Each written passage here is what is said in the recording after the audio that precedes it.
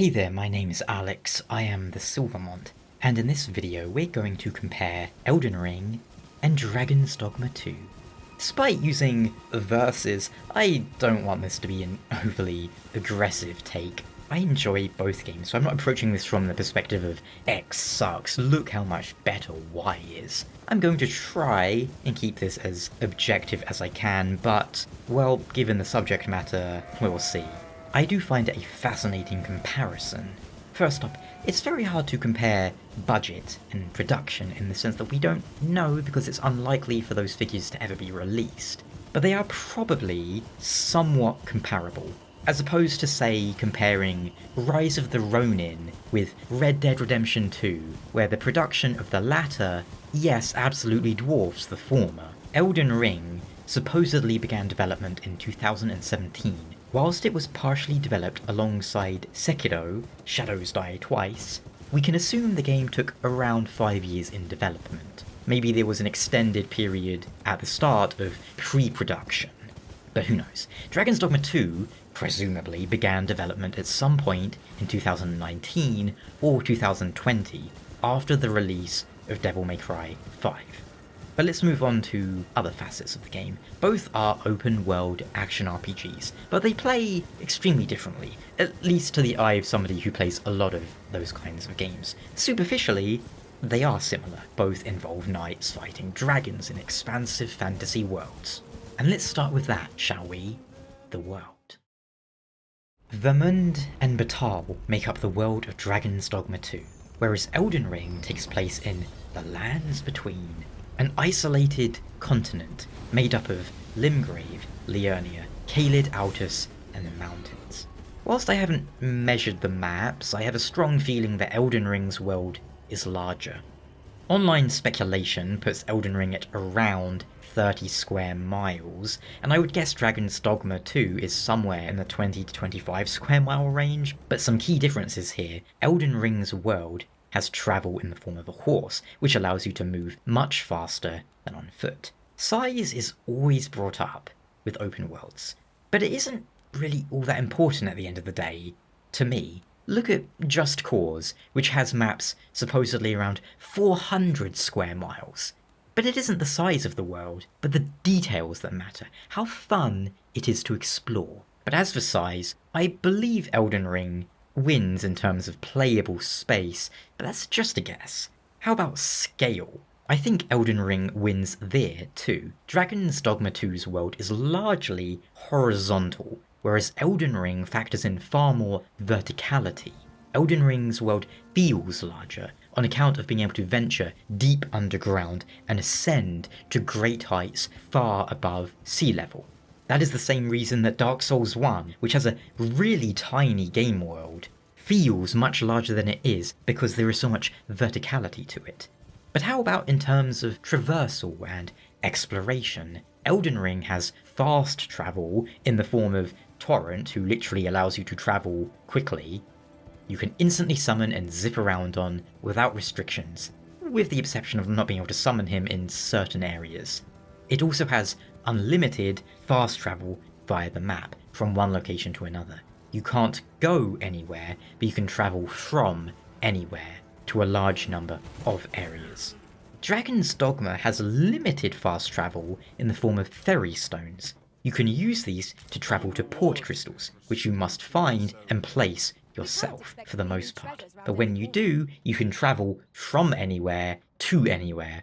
Again, with the caveat of you can't, use a ferry stone when you're in the middle of a dungeon or underground, anything like that. Dragon's Dogma also has ox carts, which you can board in cities, also out in the open if you find one on the road. There are no mounts, unless you count getting lucky and hopping on a flying creature and going along for a ride, but you're not really in control of your destination.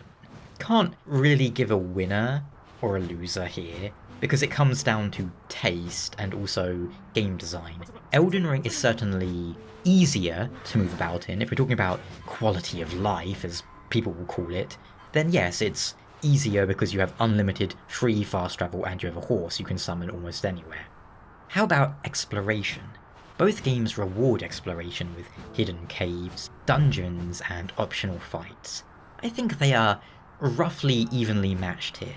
they both have extremely satisfying worlds to go off the beaten path. Elden Ring's areas are generally a little more open, whereas DD2 somewhat more guided and corridor-based for the most part. But neither game is giant empty fields.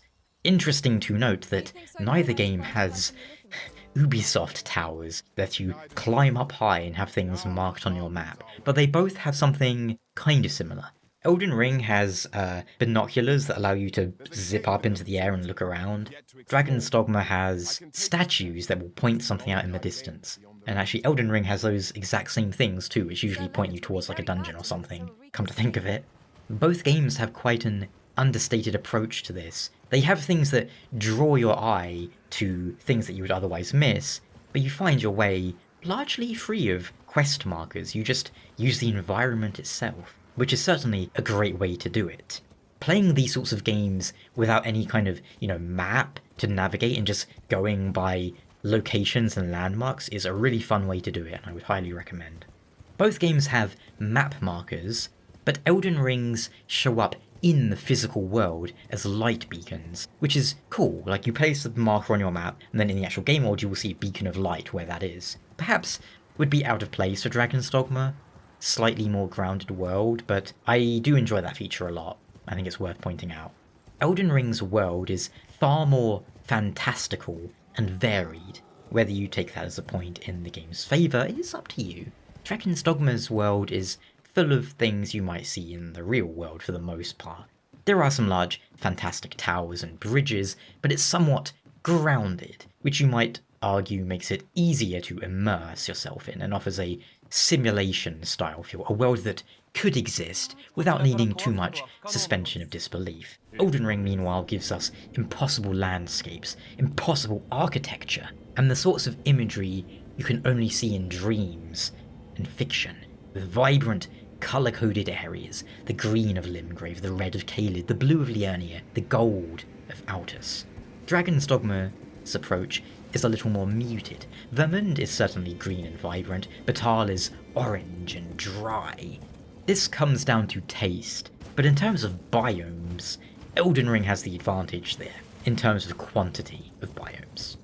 How about cities? Elden Ring technically has no cities outside of a city which is presented as a dungeon. The hub area is... it's something. Dragon's Dogma has 2 decent-sized cities and a number of smaller settlements. Elden Ring does this by design, but it is, happily enough, a design that eases pressure on the game developers because cities full of NPCs are very hard to implement. Final point, how interactive are the worlds? Both games allow you to clamber about in day-night cycles, hunt, fight, gather materials and plants. Dragon's Dogma allows camping and your character feels more grounded in the world when it comes to interacting with it, such as climbing ledges, interacting with elements within the world, such as ox carts or NPCs wandering down roads, even things like physically interacting with the world with like a locked door, for example. And infrequently you will see things like landslides and other natural events. Although they are very scripted, they still help the world feel real. Weather is quite limited in both games, largely just to day-night cycle. Sometimes it's cloudy, sometimes it's sunny, sometimes there's rain. Nights in Dragon's Dogma are far darker and offer up more gameplay variety with different monsters and highly reduced visibility. Nights in Elden Ring have... there are some enemies that can only spawn at night, but for the most part, it's the same as daytime. Visibility is effectively identical, thanks to the immortal light of the Golden Tree, and also the giant moon that is ever present in Elden Ring's sky. So, who wins? Whilst Dragon's Dogma beats out Elden Ring in terms of cities and interactivity, I think overall, Elden Ring wins for me, as the world is, I'll admit this is fully my preference, it's more to my liking with its fantastical nature that defies reality. It feels larger, with more memorable areas, and importantly, more dungeons that bring FromSoft's fantastic level design to the forefront, Stormveil in particular. Dragon's Dogma 2 is unfortunately rather lacking in great dungeons. For presentation, I mean graphics, story, music, user interface, and so on. Starting with graphics. This is almost impossible to call a winner for me. Both games have fantastic lighting that perfectly sets the mood, and both games look pretty good to me. They are near enough for me not even to really bother calling a winner. I'd say it comes down to preference. I would say that when it has cutscenes, which are few and far between, Dragon's Dogma 2 has better cutscenes in terms of fidelity, better models, and animations. Elden Ring's cutscenes are, once again by design, and it is a design that happily makes it easier on the developers, very simple. Characters barely move during cutscenes, they are slow and ponderous, which is definitely a style, but it's also a style that is coincidentally very easy to pull off compared to the sort of cutscenes you might get in, say, Dragon's Dogma 2 or, for example, Devil May Cry. Performance-wise, Elden Ring was rough at launch, with micro-stutters that might persist to this day, for all I know. The game is fairly stable for me, but I do have a computer now that is a lot higher than the specifications needed for it. My last computer that I played on when Elden Ring came out should have been able to run the game fine, but it had a lot of issues that were not inherently tied to performance, because I could put the game at like 720p minimum settings and I would still get the same stutters that I got maxed out. Dragon's Dogma 2 just came out. Performance is shocking right now. Cities full of NPCs are staggeringly rough. It's not 60 FPS on any console. Elden Ring, I don't know, but I feel like if you're playing the PS4 version on a PS5, maybe you can get to 60 FPS, but again, I don't know because I don't play Elden Ring on console. Dragon's Dogma 2 has very strange visuals too. Sometimes the game gets really blurry and it has like weird frame pacing issues. So I think I'm gonna have to give performance to Elden Ring. Although I do like that Dragon's Dogma 2 has the options for things like DLSS, even if it doesn't have frame generation or anything like that. Elden Ring doesn't really need it so much because outside of the weird stuttering, the game is not very intensive, while still looking very good. The art style carries Elden Ring a very long way. Both games have pleasantly small install sizes for modern games, but Elden Ring wins on that front too. I believe Elden Ring is around 40 some gigabytes on my SSD. Dragon's Dogma 2 is around 60, but both of those are small for a modern game, which easily inflate over 100 gigabytes. The music in both games is disappointing. More so for Dragon's Dogma 2, because the first Dragon's Dogma has an amazing soundtrack. Elden Ring's music is consistent with the rest of the Souls franchise, minus Bloodborne, which has always stood out above the others, but most of these games, they have very average, forgettable music. It's serviceable, it's not bad, but nothing really stands out, with a few memorable exceptions here and there, like you have the pling pling plong. It has a huge over-reliance on fake choir vocals, and I'm not very musically inclined, so I can't really offer deep insights on what might make music memorable or objectively better than another piece. I'm just giving my opinion. And to me, Dragon's Dogma 1 has a fantastic soundtrack, and it beats Elden Ring and Dragon's Dogma 2. But going from DD1 to DD2, that was sad.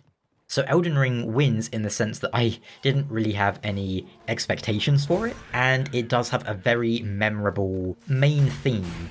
And if nothing else, I want a game's main menu theme to get me hyped up for the game. Elden Ring does that. Dragon's Dogma 2, yeah, which is a shame because, again, even on that front, the first game had a beat with the Into Free song.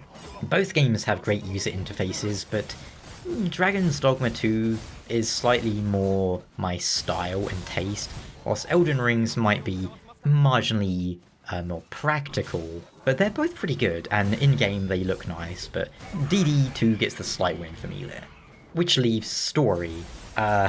Dragon's Dogma 2's story is very rushed. Without a doubt, I need to give the win here to Elden Ring. FromSoft have never been a story-centric studio with these Souls games, but the plot is always presented well and the pacing was just fine in Elden Ring. Whilst I might have had questions in regards to both, Elden Ring's plot didn't leave me largely baffled as to what was going on. Dragon's Dogma 2, even though I know a lot about Dragon's Dogma 1 sort of world and lore, 2 just left me going, what? Elden Ring has 10 starting classes. Dragon's Dogma 2 has 10 classes overall, but they are so very, very different. Classes in Elden Ring are largely irrelevant. It's basically just your starting stats and gear. After that, you do whatever you want. You could be a mage who ends up using great swords and heavy armor. Dragon's Dogma 2 allows you to swap between vocations quite freely, but they all play drastically differently from one another. It's hard to pick a winner here, as they both have very different systems. Dragon's Dogma wins on variety though, if we're going by how distinct they are from one another. Because at the end of the day, all Elden Ring classes are basically a variation of what sort of stick do you want to batter your enemy with.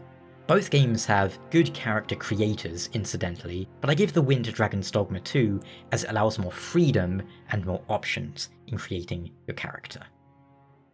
Saved the best for last, you might say.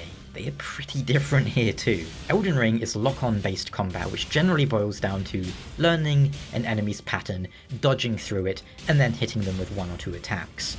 Iframes form the core of Elden Ring's combat, which, whilst I don't hate it, I don't exactly like it that much too, because I feel like it kind of boils down gameplay to nothing more than dodge, attack, dodge, attack. A good example of this would be Melania. Whilst the game allows you to physically avoid attacks by running away from them and to block them, you have this boss who, for the most part, will always catch you if you are running, and if you block, you are punished for blocking, so the game kind of pigeonholes you into dodge rolling through everything, and I don't really like that. Again, it's not terrible, and it's not like the whole game is like that, but I feel like dodge rolling forms the entire basis of their combat, and I think there are better ways to do that. Dragon's Dogma has no lock-on, and iframes are sparse compared to Elden Ring. The game's more about positioning and also taking advantage of your party, and you have more options in how you can play the game effectively. Elden Ring is absolutely the harder game. Dragon's Dogma 2 isn't really very difficult, largely by design. Many enemies near the end of Elden Ring have insanely inflated health pools, which again kind of pigeonholes you into very limited options if you want to be effective. Percentage damage, things like bleed, frost, black flame, and then you have things that just kind of do ridiculous amounts of damage like Comet Azure. Dragon's Dogma, everything is effective. Sure, some things do more damage than others, and the Trickster, for example, does barely any damage because they're not a damage dealer, but everything feels relatively even and balanced in Dragon's Dogma 2, even if the Thief is completely busted. Both games allow you to fight with swords, magic, bows, the holy trifecta. And if we're looking at the latter two, Dragon's Dogma absolutely wins hands down. Archery and magic in Elden Ring are barely ways to play. They are effectively ways to supplement your melee abilities, not a core gameplay focus. Whilst you have different types of arrow and loads of different spells in Elden Ring, they largely feel the same. Elden Ring does have really cool and powerful spells, but what it boils down to is different sorts of bullets that you're shooting. Some bullets you shoot from a bow, some bullets you shoot from your magic wand. Some of them look different, but they all kind of function the same way. It goes from point A to point B, and then the target takes damage. Conversely, Dragon's Dogma allows you to summon hurricanes, which physically fling your enemies and have larger impacts on the world. Blocks of ice you can stand on or throw, lightning strikes. Archery also is far more involved, with both skills, aim shots, auto shots, arrow types which interact with each other, and more positioning tools. And it feels far more ingrained into the world, such as using a tarring arrow than setting an enemy on fire, or freezing an enemy that is wet, and so on. Melee is almost entirely the focus in Elden Ring. It is not context sensitive for the most part. You have your light string of attacks, your heavy string of attacks, jump attack, roll attack, and so on, along with special skills generally tied to weapons. Dragon's Dogma actions are far more context sensitive. A light attack might change into an overhead swing if your target is above you, or like a ground attack if they are on the ground beneath you. Your strong attack might become a critical blow if the enemy is staggered or knocked down, which to some extent happens in Elden Ring. If you put an enemy into a specific state and then you do an attack, it will, be transformed into a critical. but it's really just a different type of attack done with the same input, as opposed to a variant of an existing attack, if that makes sense. Dragon's Dogma allows you to pick up, carry, throw enemies. Generally speaking, it involves the world around you, the environments, far more. It's physics-based combat, compared to Elden Ring, where the environments are largely irrelevant other than being places to fight in. You might hide behind a pillar or punt a guy off a cliff, but otherwise, where you are fighting doesn't really matter in Elden Ring. It's almost more like a fighting game in that sense, where you're just in a largely flat 2D arena which you both roll around in. Elden Ring's combat is far more challenging, as it's a game based on challenge. Dragon's Dogma is more impressive.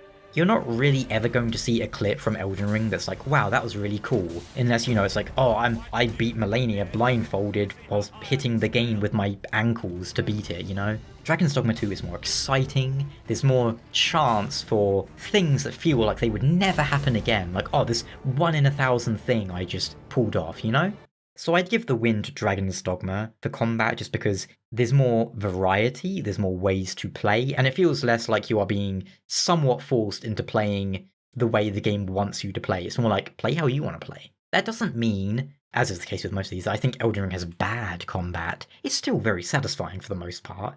Dragon's Dogma 2's combat is just more ambitious. That's without going into things like, pawns working with you. Semi-related to this, the amount of weapons and armors, which they're kind of combat related. Elden Ring absolutely wins on that front. Elden Ring also has the advantage where almost every item is suitably powerful once fully upgraded. A sword you find at the beginning of the game isn't inherently worse than one you get at the end. This horizontal scaling and progression is much to my preference. Dragon's Dogma has a more traditional take. The end of game items are generally flat out better 90% of the time. That said, Dragon's Dogma 2 is easy enough where it doesn't really matter. You could use a dragon-forged trusty starting sword and you're not going to notice a massive difference probably. Rounding all this up, what about other features? Dragon's Dogma has pawns, Elden Ring has multiplayer, both co-op and competitive. Both games have New Game Plus, but Elden Ring's game actually scales there, whereas Dragon's Dogma 2 New Game Plus is just New Game again. So you'll be drastically overpowered and one-shot a lot of enemies. Elden Ring's PvP might be comically bad from a competitive aspect, but it's a feature that's there for those who wish it. Likewise, it has a co-op, which adds a lot of replay value and longevity. Whilst the base game co-op is pretty awful for world exploration, there is a great mod that allows you to seamlessly explore the world with your friends, instead of re-summoning them every 5 minutes because, oh look, we found a cave, some sort of ancient tomb we can go into. Hang on, let me kick you out and then re-summon you again, because we can't go into there together. There? Dragon's Dogma has no multiplayer, but you can summon your friends' pawns and have a little party going on there, and it's fun to be like, oh, your pawn just did this earlier, or, oh, how's my pawn doing in your world, blah blah blah. Generally speaking though, Elden Ring feels more feature-rich with more longevity. There's no real endgame in Dragon's Dogma. Elden Ring has its own endgame in that you can start to focus on PvP, or you can create a specific character for build X or idea Y. Although it also lacks somewhat a end game in the traditional sense. Dragon's Dogma is one save file, which limits you in some ways, and in terms of length, I think both games took me like 100 hours to beat the first time. They're both pretty long. I have almost 450 hours in Elden Ring, and I'd happily play the game again. That's without counting the upcoming DLC too. Dragon's Dogma 2, I do want to keep playing it and sort of max some things out, like for my pawn, but I have no real need otherwise to replay until they put in a proper endgame like Bitter Black Isle, which hopefully they'll do some sort of expansion for. At the end of the day, I enjoyed both games a lot, but I think Elden Ring is a more complete product. They aren't directly comparable in a lot of ways, but I wanted to make this comparison as I love both games, despite, or because of, their differences. And in a lot of ways, Dragon's Dogma 2 is far more ambitious and advanced than Elden Ring, but that serves to highlight what you might say is genius of FromSoft. They make games which are pretty simple at the end of the day, but always content-rich. That's what people want. Sure, there's no advanced AI simulations, there's no crazy advanced physics or very fancy cutscenes. There's barely even lip syncing. I think Elden Ring was like the first time they did lip syncing, and they go out of their way to avoid people talking in cutscenes so they can avoid lip syncing most of the time. But they give us fun worlds to explore, loads of cool items to find, and the freedom to create a build that feels like it is unique, even if the actual gameplay variety itself is not all that unique. Or we can just grab Rivers of Blood and spam L2. Elden Ring is always worth it. Dragon's Dogma 2, right now, is a harder sell. This is coming from one of the world's biggest Dragon's Dogma fans. As much as that pains me, it still hasn't hit its potential. Lofty heights are hard to maintain, hard to reach. Elden Ring's goals are lower, more attainable, ergo it delivered exactly what it promised. I can only hope Shadow of the Erdtree delivers more of what I've come to expect, and that Dragon's Dogma 2 gets updates and perhaps an expansion to take advantage of its fantastic systems and base gameplay to flesh out the promising but under-delivering product that exists right now, that does, in a lot of ways, feel like a tech demo. You have really cool combat, you have the capabilities for this big world, and all these cool things that can happen, but there's just not enough content in there. But hey, what do you think? Let me know down in the comments, and thank you so much for watching. I'll catch you soon.